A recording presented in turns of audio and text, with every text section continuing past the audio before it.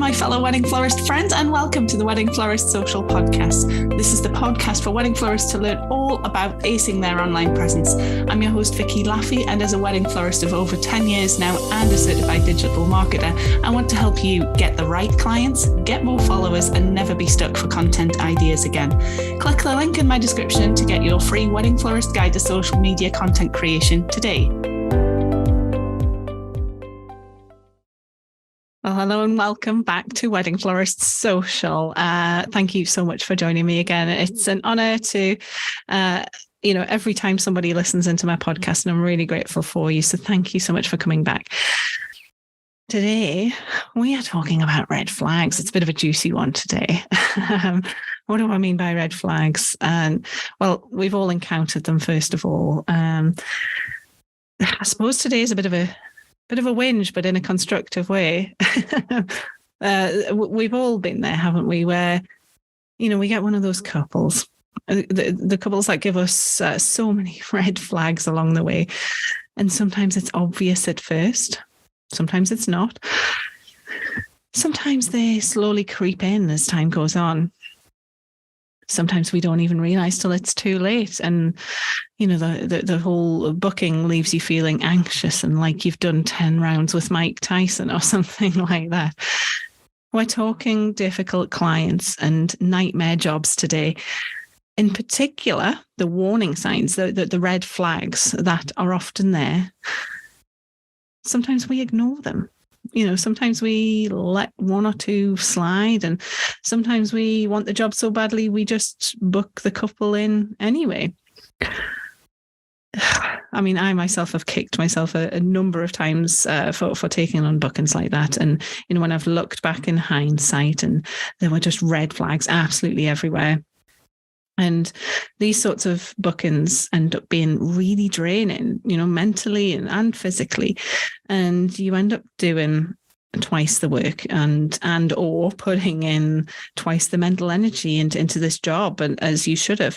And you absolutely regret it, and you're exhausted afterwards. And, you never wish to see that couple ever again. Sometimes, we have that sort of couple where people say, right, I am never doing a wedding again. I am done with weddings.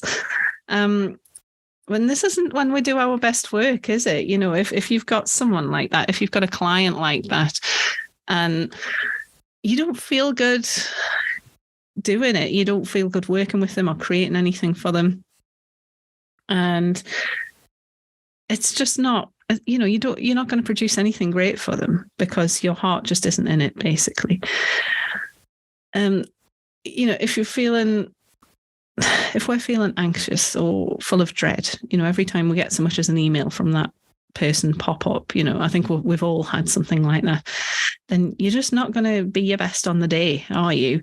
And you're not going to give them the sort of service that they need or want, because you're not the ideal florist for them and they're not the ideal client for you. And that's absolutely fine, I hate that when that happens, actually. When you see an email pop up, you get a notification on your phone, you're probably trying to relax on an evening, and maybe you are relaxing, and then you see an email pop up and you're like, oh, it's that person again. And you just, that's just not a good basis to be working on, is it? Nobody wants to work like that. So what do these red flags look like? They take many forms. It could be something quite mild, such as, your process or boundaries, for example, not being respected. Saying they can't meet during your working hours, and asking you to meet outside of them. It could be, mentioning something in the inquiry stage, and I had this the other day actually, such as saying, oh, we're having our main wedding elsewhere, so we don't have much of a budget for this English wedding or wherever you are, aka the flowers aren't important to us, so we don't want to pay much. And I don't know about you, but I've never done great work for people who aren't really into flowers. If they don't like flowers, if they're not bothered about flowers, if they're just going through the motions of stuff they should have for a wedding, then that's not my type of client. And I don't really want to do anything great for them because it would just fall on deaf ears, as it were. It could be the sort of thing where it's unclear whether it's a red flag or just, simply it could be just a case of if they need a bit of educating. Sometimes it can appear as a red flag, but actually they just need to be told and guided, and that is fine too. Or it could be something quite obvious, such as asking for multiple consultations, nitpicking the all of the details in the quote, openly insulting you by telling you that they can get it much cheaper elsewhere. We've all had clients like that, I think, or we can all relate to it somehow. If you've done a quote for someone, or maybe they're asking exactly how many roses is in that design, or can we see versions of different versions of this design so we can make our decision. I don't know about you guys, but I don't do mock-ups or anything either, because I just think it encourages this sort of behavior. Even if the person's not being nasty, it's just not the sort of person I want to work with. That's entirely your personal choice if you want to do mock-ups, by the way.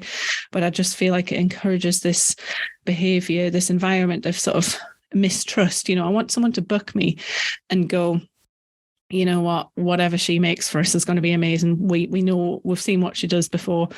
We love it. Great. Just do some of your floral quarter magic for me, Vicky, please. That's the sort of client I want. I don't want the kind of client that is, has an exact picture in mind of what they have for their wedding, or else they'll complain.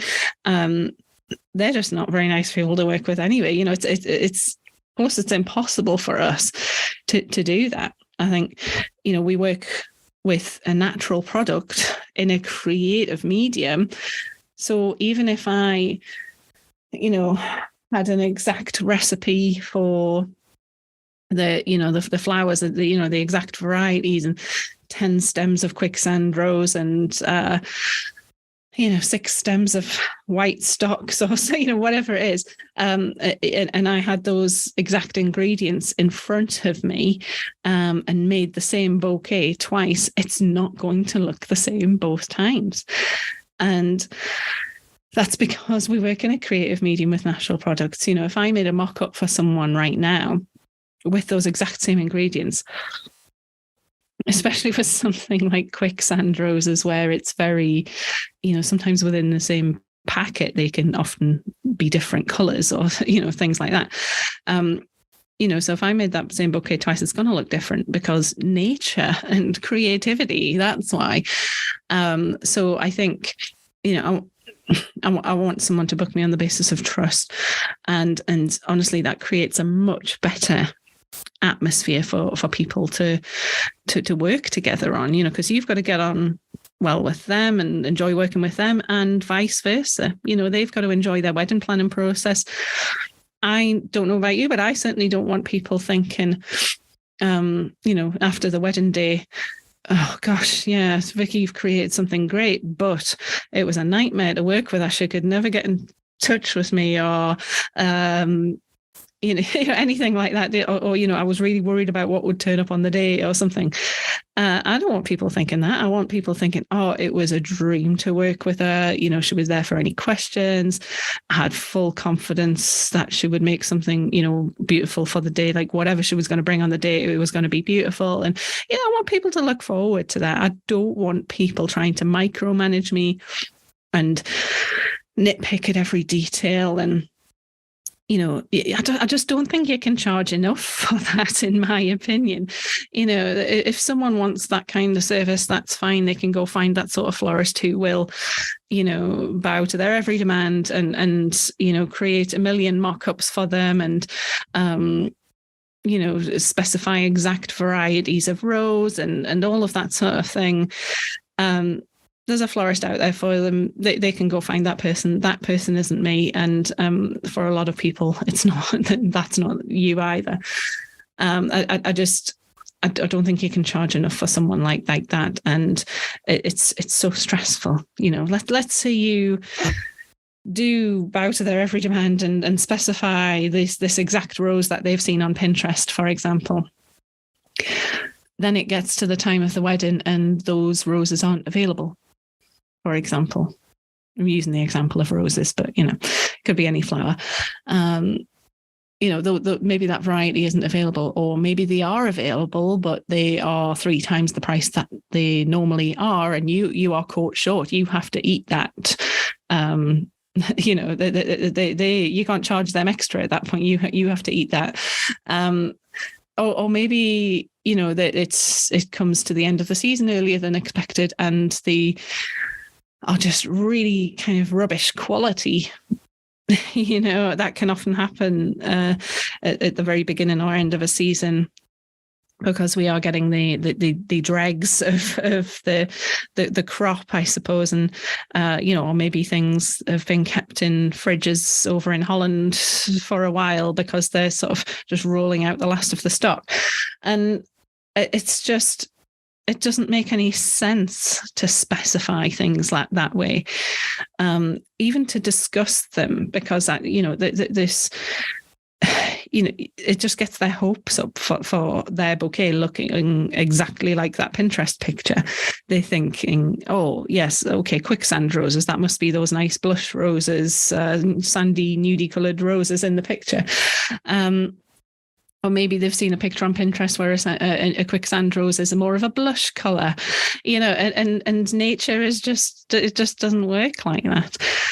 So I think, for me personally, and I would definitely recommend this to everyone else, try and spot those red flags in the beginning. If somebody is not respecting your boundaries, whatever that might be, maybe that they're saying, maybe especially if you've said to them, excuse me, while I run consultations in at such and such a time, maybe certain day or certain hours, and they say, oh, we aren't available then, can you meet on Sunday instead? And you don't work a Sunday. Don't feel obliged to do that. I mean, that is, to me, disrespectful. I'm sure they aren't meaning to be nasty, but this is just the start of something that could get worse. If they're not respecting your boundaries right now, it's only going to get worse. What you need to do is guide them and just say, and stick to your boundaries, because you have a life to lead as well. You have to do your own things. For example, me, I run them on an evenings. I don't run them on an evenings. I run them Monday to Friday. I think it's 9:30 till 5, and then Saturdays 10 till 3, and that's wedding dependent as well. If I've got a wedding on that Saturday, I'm not going to do them till about 2 o'clock in the afternoon. So I'll probably only be able to fit one in on a day like that. And I do that because I have a life. I like to relax on an evenings. If I have a consultation, if I booked a consultation in for like 7 o'clock, for example, I wouldn't relax on the run up to that. That's my whole evening taken up, even if you're just spending an hour with the person.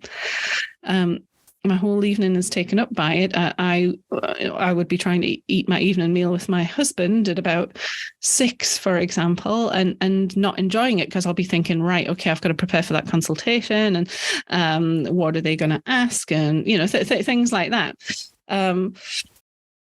That's just how my brain works, and I just, I hear people sort of saying, with regards to things like that they're afraid that they'll miss out. Basically, they're afraid they'll miss out on the business if they don't take those consultations whenever the person asks for it. And that's just simply not the case. I think people are always free. They're always able to find the time, especially in this day and age of working from home and things like that. I often have people just nipping out of work for consultations and then going right back to their work. If you're important enough to them, they will make the time. when you're available, essentially. So please don't feel obliged to do something that doesn't work for you. So that, you know, that just covers one of the red flags. But I think generally the red flags, whatever they present themselves as to you, it's just really not worthwhile working with someone who presents those red flags and who you know, you hear a little alarm bell ringing in your head, like, oh no, this isn't going to end well, or I don't get a good vibe about this person. You are well within your rights to tell them, basically, and to say, I'm sorry, I'm busy, I'm not available, or I don't think we're a good fit. Yeah, it's perfectly acceptable to say that. You can actually say to someone, I don't think I'm the right florist for you. You can recommend someone else who you think is. There's a different florist for everyone. There's different clients for each person. You know, what you enjoy working with might not be the same as what I enjoy working with. But you are well within your rights to not take that booking any further. If you have actually booked them and you're in this stage where you're thinking, oh my goodness, you know, I wish I hadn't forgiven those other red flags, or, you know, whitewashed over those things that were clearly red flags at the time, but I just sort of, you know, forgave them or pushed them aside, and now I'm really regretting it. Then you can by all means exit that contract with them. You are in control of what happens with your business. You're in control of what your business looks like and who you work with. So if you have to fire a bride or a groom and say to them, I'm so sorry, I can no longer do your wedding, don't be afraid to do that. If that's going to be good for your mental health as a business owner, then 100% do it, because otherwise you're going to spend the next few months kind of not feeling very good at all. You know, it's going to be stressful. It's going to be mentally and physically draining. And honestly, you'd be better off without them. If it's at the stage where it's too near a wedding to do that, it may be that, you know, you maybe just have to just suck it up and get it done. But it could be perhaps that you need help with that wedding. You know, maybe you get someone else to do the majority of the front facing stuff. But, you know, if that's the case, you know, that then it's a tough one, isn't it? I know you feel really bad about sort of leaving a booking or whatever, but sometimes it is kind of just too late. But sometimes these red flags don't present themselves till it's too late. So please do, at that point, if you're in that situation, just put your foot down, set those boundaries, remind them of those boundaries again. Because I've heard of florists who, you know, everything's going fine, and then it gets to nearer the wedding and the couple turn into a nightmare because maybe they're suddenly panicking, or they're thinking, oh my God, how is everything going to look on the day? How is everything going to come together? And what exactly is it that we're getting again? And, you know, they come with loads of, you know, Pinterest boards with hundreds of images on again. And, you know, even though you've already discussed the vibe and the style and the colors and all of that sort of thing, they suddenly panic, and they're at this stage where they're like, what we're going to have, what is everything going to look like exactly on the day? And I think at that point it's just a case of putting your foot down and controlling the situation. Just remind them of your boundaries, remind them that we do not need to have another 3 meetings before the wedding in the next month. You do not need to email me 300 times to double check this and that and the other. Just put your foot down and just say, look, no, this is what we agreed to go ahead with. Happy to make small changes, but, you know, this is what we talked about. This is what we agreed. Fill them full of confidence that you do have their vision in your head. But certainly don't let it get to that stage where you're feeling really, really bad about the booking and like you can't wait for the wedding to be over, because nobody wants to be in that position, do they? If any of this is ringing true to you, by the way, guys, feel free to drop me an email, hello@thecontentquarter.co.uk. Please do, get in touch with me somehow and let me know. Maybe you've got some stories of red flags that you wish you hadn't ignored as well. I would love to know.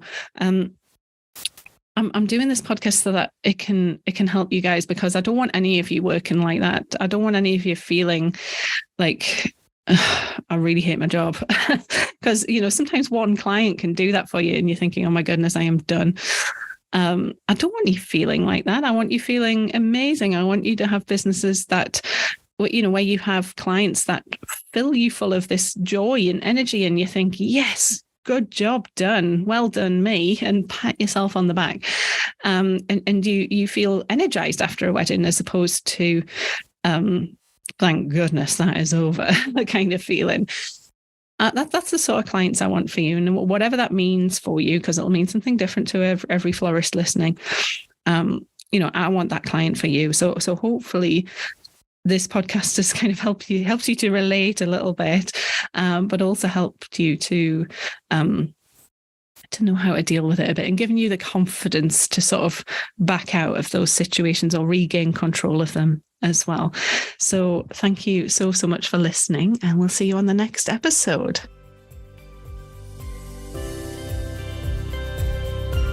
Well, thanks so much for listening all the way to the end of Wedding Florist Social. Remember to hit subscribe so that you don't miss out on any future episodes. And if you want access to some free community and support, then head across to Facebook and look me up on the Worldwide Wedding Florist Community Group. I look forward to seeing you there.